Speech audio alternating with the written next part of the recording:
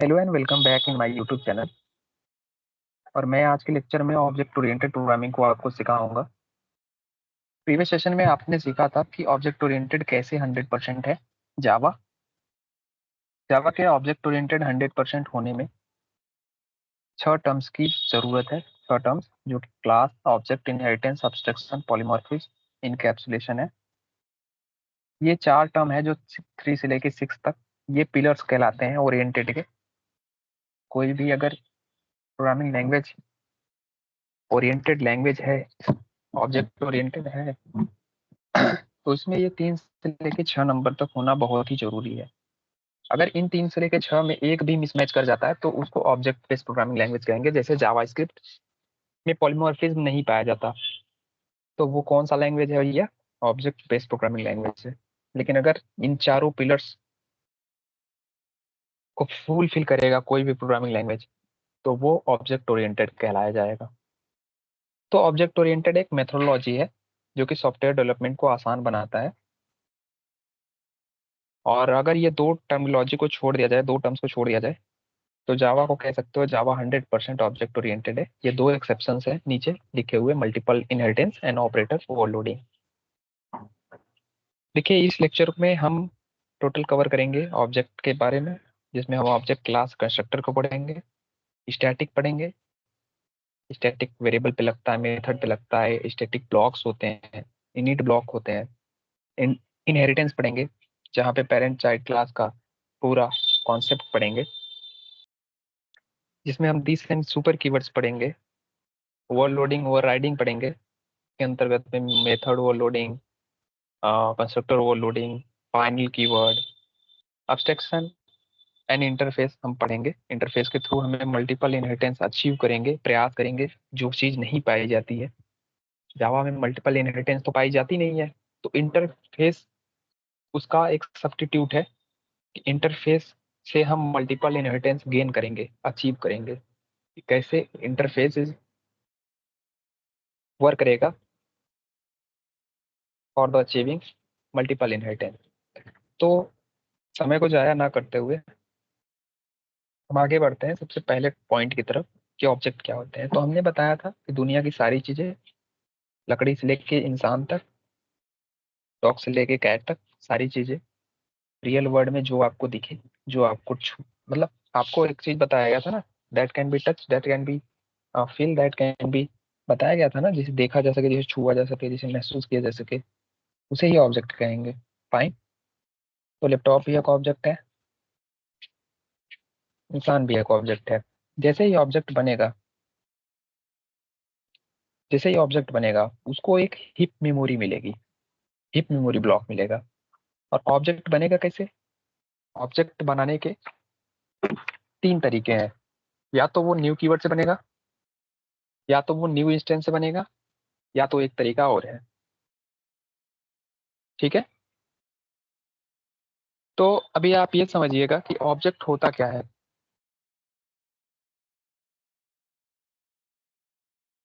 तो आप पाओगे कि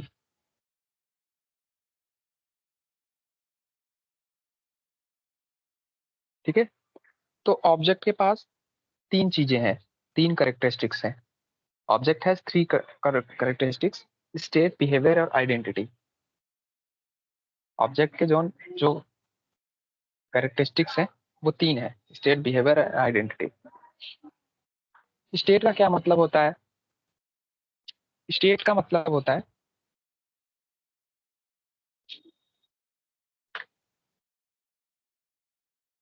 डेटा मेंबर या वेरिएबल।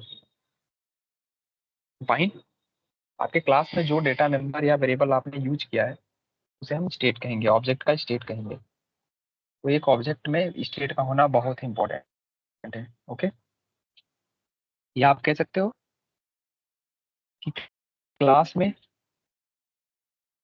जो वेरिएबल यूज करते हो आप, उसे ही हम स्टेट कहते हैं, और वेरिएबल को डेटा मेंबर कहते हैं। आपको बताया ही गया था। जैसे आपने किसी ऑब्जेक्ट के बारे में सोचा, like a dog, I have a word which is dog. Dog is a object, right? अब डॉग अगर ऑब्जेक्ट है तो उसमें क्या क्या प्रॉपर्टीज होंगी, बिहेवियर, बिहेवियर मतलब प्रॉपर्टीज, वो क्या क्या कर सकता है। लाइक डॉग क्या क्या कर सकता है, भाग सकता है, लविंग कर सकता है, कटिंग कर सकता है, सकिंग कर सकता है ना। तो जो उसके प्रॉपर्टीज हैं जिसे गुड कहते हो आप, वही प्रॉपर्टीज क्या कहलाती है, मेंबर फंक्शन। मेंबर फंक्शन को आप कहते हो मेथड, और पिछली प्रोग्रामिंग लैंग्वेज में सी, सी प्लस प्लस में आप फंक्शन उसी को कहते हो। हालांकि मेथड और फंक्शन में छोटा सा डिफरेंस है कि मेथड को हमेशा ऑब्जेक्ट के थ्रू ही कॉल किया जाएगा, जबकि फंक्शन को डायरेक्टली कॉल किया जाता था। आपको याद होगा सी या सी प्लस प्लस में। तो कभी हम फंक्शंस के बारे में बोले तो आप मेथड समझना, और मेथड के बारे में बोले तो फंक्शन ही समझना। ओवरऑल मेंबर फंक्शन भी कह सकते हो आप इसको, ठीक है।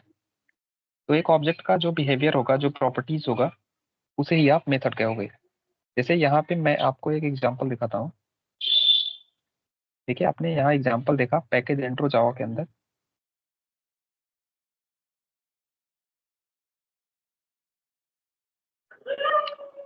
यहाँ पे आप देखिए एक क्लास है प्लेसमेंट नाम का, जिसके अंदर में 6 डेटा मेंबर लिखे गए हैं, 6 वेरिएबल लिखे गए हैं। डेटा मेंबर मतलब वेरिएबल, 6 वेरिएबल लिखे गए हैं। इन वेरिएबल के अलावा एक मेथड का यूज हुआ है, सो नाम का मेथड, जिसका रिटर्न टाइप वाइड है, ठीक है। तो जब भी ऑब्जेक्ट बनेगा वो किस मेथड के अंदर बनेगा, ऑब्जेक्ट बनेगा मेन मेथड के अंदर, ठीक है।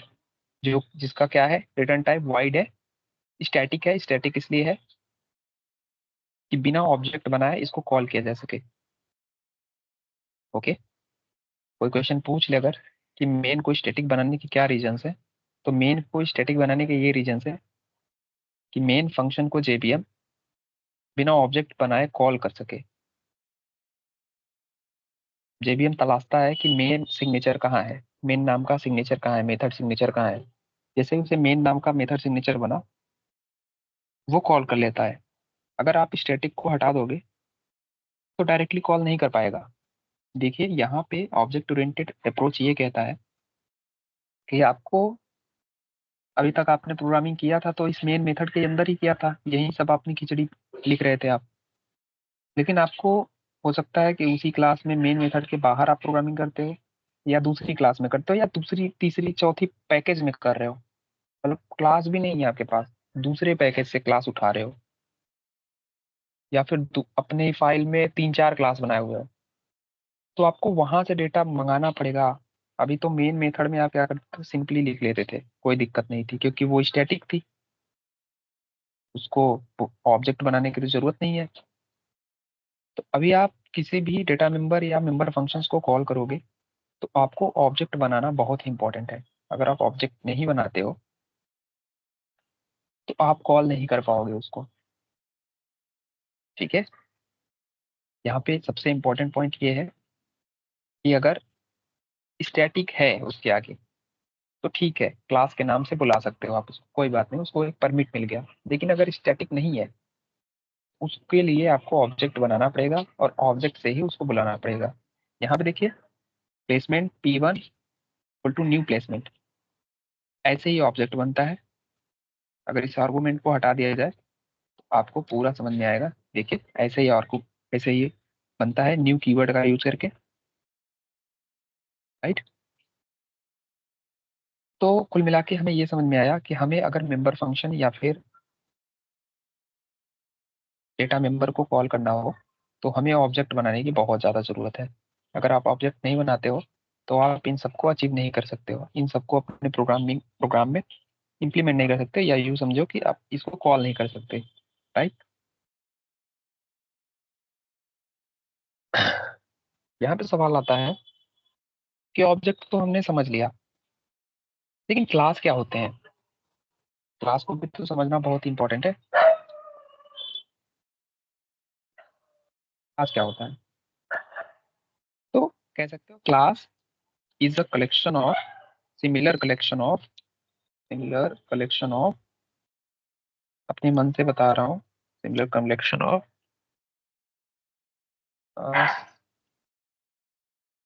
Collection of similar type of object. Class को आप कह सकते हो class similar type of object का कलेक्शन होता है और कुछ नहीं होता। जैसे आपको ये एग्जांपल में आपने देखा है, यहाँ पे देखिए मेन मेथड के अंदर जब भी ऑब्जेक्ट बनाया हो, ऐसा कंपलसरी नहीं है कि मेन मेथड के अंदर ही ऑब्जेक्ट बनाया जाएगा, पर यहाँ पे अभी हम यही मान के चलते हैं कि यहाँ मेन मेथड के अंदर ऑब्जेक्ट बनाया गया है। ठीक है, तो मेन मेथड के अंदर आपने 3 ऑब्जेक्ट बनाया हुआ है, तीनों ऑब्जेक्ट प्लेसमेंट का है। तो ये सिमिलर टाइप ऑफ ऑब्जेक्ट है जो कि बनाए गए हैं किसी क्लास के लिए। तो अगर ये कलेक्शन हो जाएंगे तो इन सब का कलेक्शन क्या कहलाता है? क्लास। इन सब का राइट इम्प्लीमेंटेशन क्या है? क्लास के पास ही है ना।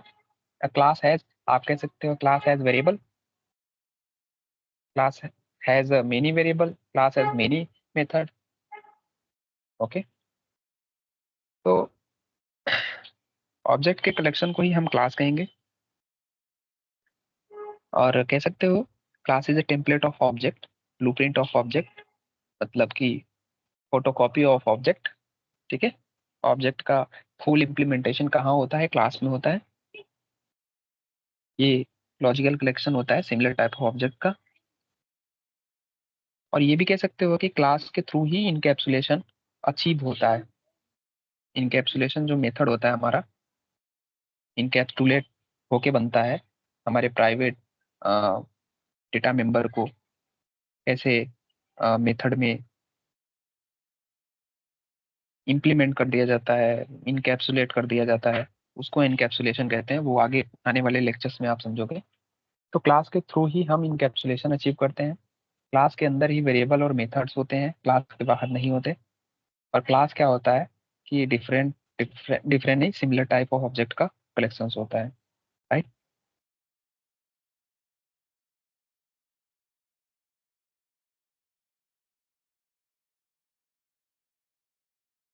ठीक है,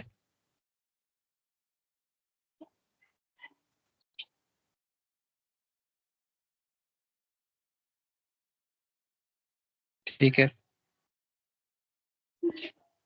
तो यहाँ क्वेश्चन आता है, हम अभी क्लियर करा देते हैं आपको। What is four, what are four pillar of object oriented? There are four pillar from 3 to 6: in inheritance, polymorphism, abstraction, and encapsulation. These are four pillars of object oriented. Why the Java is not 100% object oriented? Because it held two exceptions: multiple inheritance and operator overloading. Spec 2's exception, Java is 100% object oriented, you can say. Uh, what are various terms have to object oriented programming language? Tell him in these 7 points. Class to interface. Okay. What is object? Object is nothing but question आता है यहाँ पे, उप्स क्या होते हैं? तो उप्स यहाँ लिख देना आप, उप्स रियल वर्ड को रिलेट करता है। ठीक है,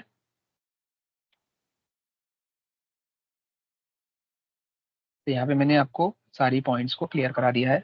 आई होप आपको क्लास और ऑब्जेक्ट के बारे में बहुत ही अच्छे तरीके से संबंध समझ में आ गया होगा। अब कोई डाउट आपके दिमाग में नहीं होगा क्लास और ऑब्जेक्ट से रिलेटेड। ठीक है, तो class is a blueprint of object and similar type of object का कलेक्शन होता है, लॉजिकल कलेक्शन होता है। और क्लास के अंदर ही मेथड्स और वेरिएबल पाए जाते हैं।